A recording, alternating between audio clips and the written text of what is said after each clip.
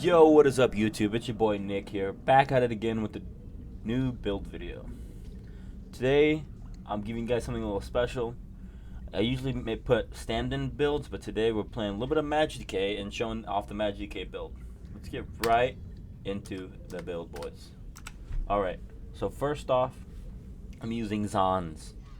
Right, I'm using Zons. I'm using Hrothgar on the front bar, and then Daedric Trickery on the back. Now, quickly, I'll kind of get into it.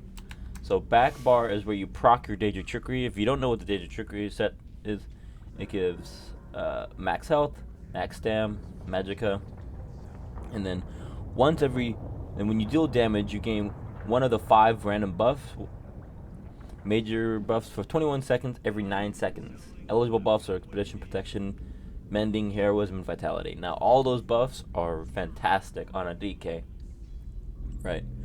So essentially speaking, you can have 3 buffs going at a time, right? Since each buff is 21 seconds, and you can get it once every 9. You can get 2 buffs at the 18-second mark, meaning that your third buff will have 3 seconds on it, and basically until the next rotation. Right. So, and then on the front bar is where I proc my Hrothgar, and where I'm running with the shock enchant with the sharpen trait. Now this gives another health, armor, and some offensive penetration when I'm on that bar. Now this is really good. I have a pretty nasty clip of me leaping some kids. So yeah, kind of a few more things. I'm using the Clockwork Citrus Fillet, and I'll get into it why I am in a second. Now, I'm using all impen, all tri-stat everywhere on every piece of armor.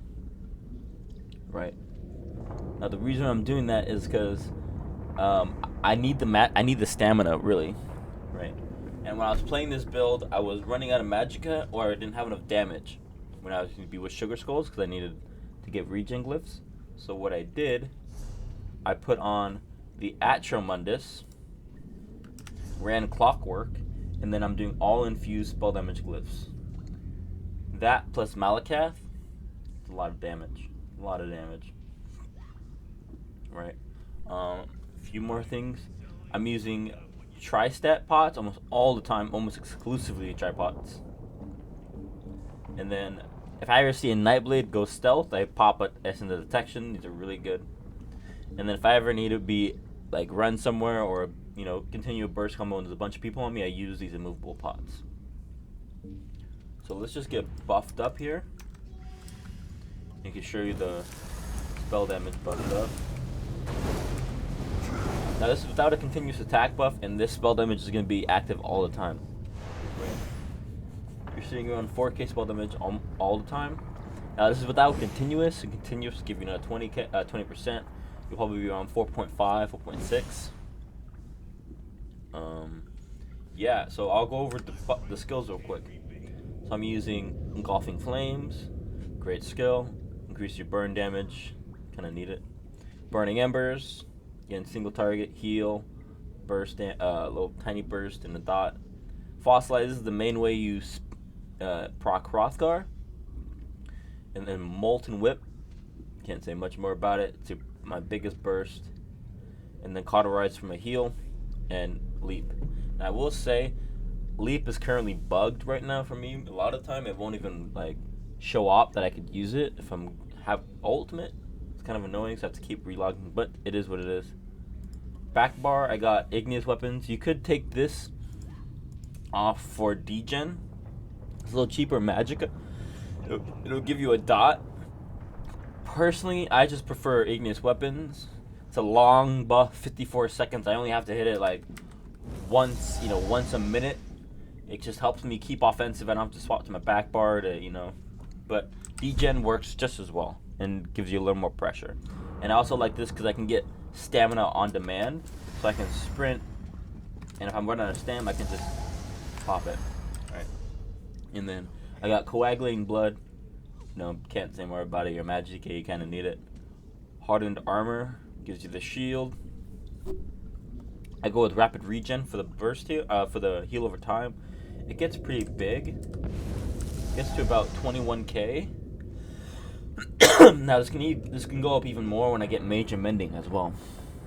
Right, and then I got race against time, and then life giver as my rest ultimate. You could, if you wanted to, don't use your ultimate too much. You can use temporal guard here. I personally like rest ultimate. It's a fat heal, 10k every 1 second. I mean, you can pretty much pop that, get stunned, not break free, and you'll still be chilling. Okay, now let's quickly get into the CP. Now, green CP, you don't really need anything. The only thing you need is these three. Oh, sorry, these three. 1, 2, 3.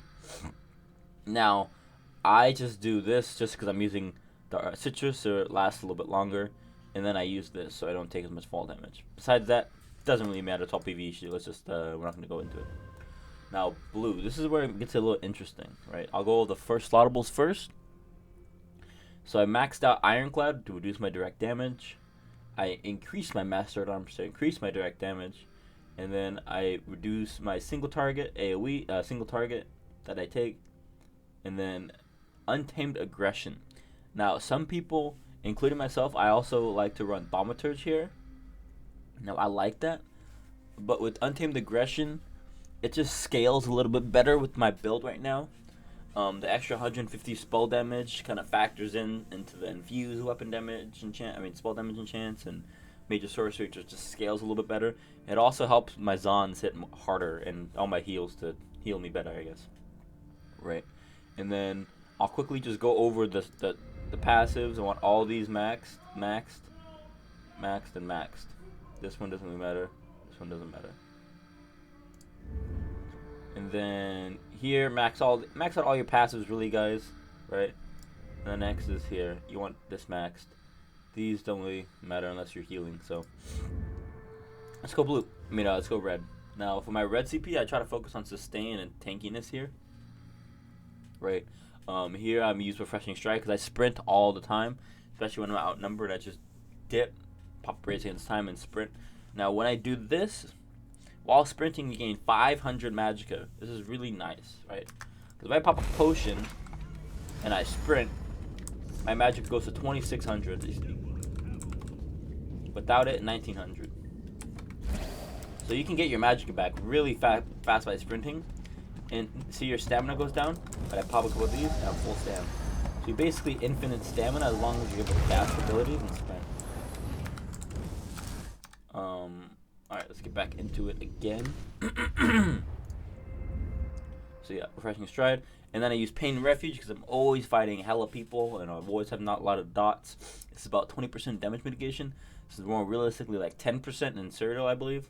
But it's really good. It just helps. You don't have to do anything, you just take damage, And then this one pairs really nice with this one. When you are under a negative effect, you get 150 magicka and stamina and health regen. Really nice. And then I also use Relentlessness. Being stunned or feared causes you to gain major protection for 3 seconds, and reducing your damage taken by 10%. Now this is pretty nice, especially as a magicka build. There are a couple more things you could slot in this spot. But this is just what I do. You could also do Celerity. I did that as well. But I opted to take off the movement speed and just be a little more tankier when I get stunned because I felt that was my weak point. And then, as always, max out all your stuff, guys. Max out all your passives. I have a good amount of CP, so I can kind of get away with it. Right? That's pretty much it. I'm going to put a couple clips for my Magic DK in here. If you guys enjoyed the build video, I stream all the time on Twitch. DK PvP on Twitch. I'll link it also in the description. Stay tuned, guys. Lots more builds coming at you guys. Glad to be back on ESO. Have a great day. Peace the fuck out.